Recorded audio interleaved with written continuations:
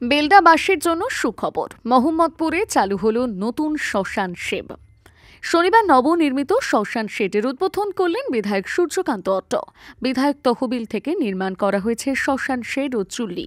এদিন ফিতে কেটে উদ্বোধন করা হয়।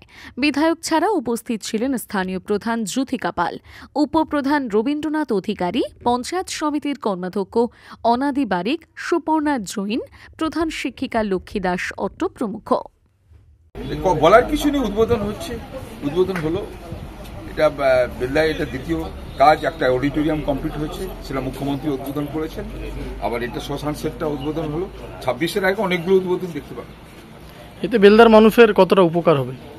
সবই বেলদার মানুষের জন্য উপকার, মানুষের নিশ্চিতভাবে হবে। একটা শ্মশানে মানুষ আসবে, এটা তো উপকারের কিছু নেই, এটা তো একটা মহতী ভাবনা।